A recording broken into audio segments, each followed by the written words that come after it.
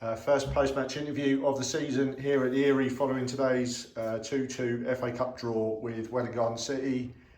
Dave, I can imagine you've probably gone through every range of emotion in the closing stages of that game.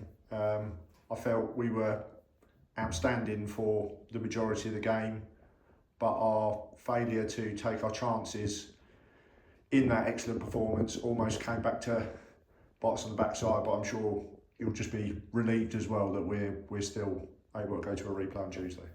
Yeah. Look, to get a replay of it is amazing. With what was in the last week of injury time, I think. So Adam's run's unbelievable, and look, the lad for them has. He's trying to take a bite, but then he's under pressure as well, and he's caught him, and we get a penalty, and we stick it away, and we get the minimum that we deserved out of it, albeit at 2-1. With a minute to go, you know, you're looking for a miracle. We got one today, but you're right. We've had so many chances second half. You know, we're standing behind two of them. George has just got to pick a corner, and he doesn't. Timmy's got to do the same.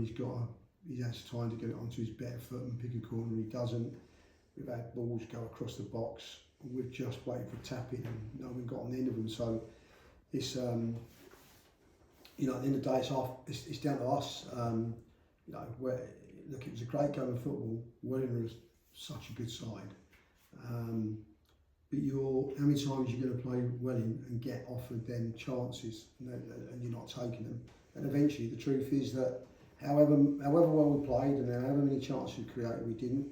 And then you're susceptible to what happens, you know. And I think it's come off Adam's head for the first, and then we probably compound it that we give it away cheap in their half, and it breaks, and we've not defended properly, and we then go down to 10 men because Luke's probably the best red card he'll ever get, because he's had to make a decision at that point that it's a red card. There's no argument with the red card, and then it buys us another minute and a bit, you know. And also Adam's run's unbelievable to create something. We still got to put the penalty away, and thankfully we got Bondi on at that point, and he's dispatched it nicely. So look, it's frustrating, but like you say, the emotions, we've gone from the pressure of hanging on because we've not put it away, because me and James kept speaking, so if we get the second, it'll, you know, they're under huge pressure. I think it's enough. To going 2-1 down and thinking you're out, to then getting a penalty and you're back in it, and you're sort of the elation with that, you know. So I've been through the lot today, as has James, as is probably the players, but thankfully we've got characters like hunting out on the pitch to get minimum what I felt we deserved out of it, you know. So yeah, but in the end, it's quite weird, isn't it? Very disappointed with the opportunities, but great that we're still in it. James, I can imagine standing on the sideline, it was quite difficult to know what to do in terms of changes, because I felt when we got to 20 minutes to go, you're looking around the field and thinking, well, where can we change this to freshen it up? Because I felt as a team we were having a great game.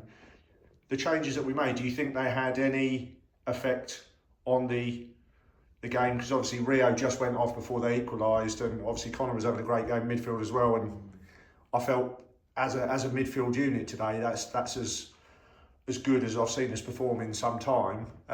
Do you think the changes sort of maybe upset things, or was it just a case of they were enforced changes that we had to make, and it was just unfortunate that they got the equaliser that they did right at the death? Yeah, I think in hindsight it probably did upset us a little bit, and that's not through any fault of the players that came on, because you come into quite a fast-paced game. Yeah. But like you probably alluded to in your question, you've got a number of players that really and truthfully we were only taken off that pitch because of either knocks or, in Connor's case, he was putting up for stretching quite. We don't want him to pull his muscle. Alex the same. So we're thinking bigger picture as well, and we should be able to see that game out. So I think there's probably a combination of all those things. But the players are more than capable of seeing that game out, and it's not to put it on them, by the way, because to be quite honest, as Dave's summarised quite well, being blunt about it, that should have been 4-0 in the second half before they even got their first goal. We've had 3 gilt-edged chances that are just put it anywhere other than at the goalkeeper, and you're through anyway. But as Dave said, we did keep saying it's going to come back to haunt us, but you can't keep creating that many chances and not get bitten on the backside. And lo and behold, what happened? A corner, and then try to get the winner rather than just thinking take the draw, nearly cost us. Yeah. So yeah, I think that would be the most accurate way I was thinking about it at the time. I was going through all the, like you say, oh, we're going to lose, we're out, to we've got another chance to get the into the next replay and into the next round. Dave, let's say we've already sort of gone through it. There was lots of emotions from being in front, then throwing it away, and then coming back into it. But as frustrating as the missed chances were, we've got to be really enthused about the chances that we created. Yes, we didn't take them, but the chances that we created today and the real strength. You're looking at the bench today and you're thinking, God, there's some really good options on there today. It must give you a lot of confidence going into the new season. Yeah, look, it does. 100%. We probably had our best pre-season, in my opinion, in terms of the way the games were set out and the way we built it up. We brought 1 or 2 in. We've also been quite lucky in terms of we've not had anybody poor turn up at training. We've invited 2 or 3 boys across. 1 or 2 got in touch. They've never at any stage broken up any James's sessions, because we've had in previous years where we've probably taken and answered too many emails from lads and they're nowhere near it. And this season we haven't. We had the 1 trial match, as you know, and we had that, and we didn't take anybody from it. And you know, the squad and the players are good, and we've been in this position. We've spoken about it year after year. You know, I've been in this division 4 or 5 seasons. I think we know now the level of play you need. We know the type of player we want. They're normally youngsters. You know, let's be fair. They're normally youngsters, and I think Skip said it previously to today, that probably the best squad we've ever had. And that's not saying that they're better than such, but in terms of the balance of it, it is. You know, would we have liked a Tom Coles today? We would have done. You know, and Tom Cookman and people like that, of course you would, because those individual players in that side make a huge difference.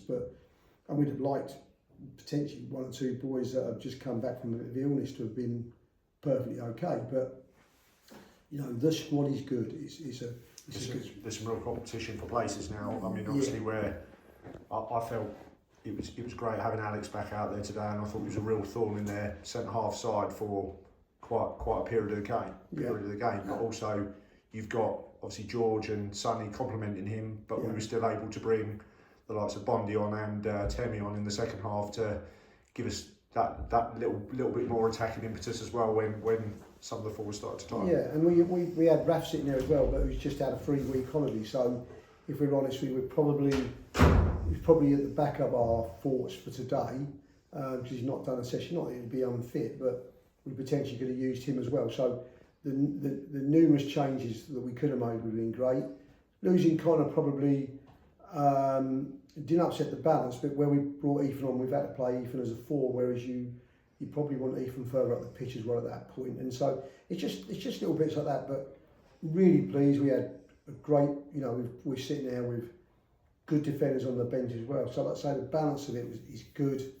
But it's going to be tough because there's 18 on that side today, and we're going to have 16 next Saturday.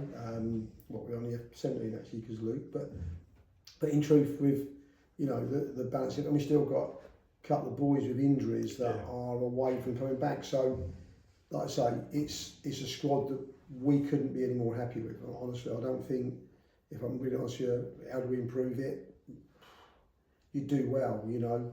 We've got Liam in from Luton, I thought was superb today, and we've got, you know, who will be our regular keeper to come in, Ibby, who's, we think we've got an absolute superstar in the what coming in. So yeah, look, we couldn't be any better. We couldn't. I don't think we can improve it. You know, in terms of we can complement it. I don't think we can improve it. Excellent stuff. James, just finally, Dave touched on Liam, debut today. Leo at centre half, debut today as well. How did you think they both did? I thought they both did brilliantly, because when you take all things considered, first competitive game for both of them. One we had in training on Wednesday being Liam from Luton, and he's fitting really well straight from the get-go. So yeah, they both did brilliantly well, and you wouldn't have noticed that they are not regular players in terms of the length of time they've been at the club. So well done to both of them. Excellent stuff. Just finally, Dave. Obviously, Connor limped off, Rio limped off in the second half. Do you think it'll be okay for Tuesday? I think, look, Connors is just he's tightened, but he's fine. We got him off quick. The same with Rio. I think Rio will be fine. He jarred his shoulder as he went down, because it's the only thing I would say. The 3G pitch for us is just perfect, but when you go down there at times, as unfortunately my son found out, and Raf and Luke previously, it can, you don't slide across it, you hit it, and of course the impact is far worse. And I think you got a bit from that. I think Rio will be fine, and Alex again is fairly confident he'll be fine. He just felt again it's his first coming back, it's his first competitive 90 or 70, whatever he played. Some of his runs and his work rate off the ball's immense. So we possibly could have got Alex off a bit earlier, but you're also talking about a guy that's going, I'll tell you. And the moment he said off, we got him off. Now, if we score one of those in the second half, it's probably earlier, and probably he thinks the same, but he's trying to create that one to get us that extra goal lead. So, but I think we'll be okay, and a couple of these guys will be closer to starting as well. So, well, excellent stuff. It's obviously very pleasing to, whilst we didn't get through to the next round today, we've at least got another shot at it on Tuesday. So we look forward to going again and seeing you at Welwyn, and we'll see what that cup tie brings. So well done, Jed. Thanks, Lee. Thanks, Lee.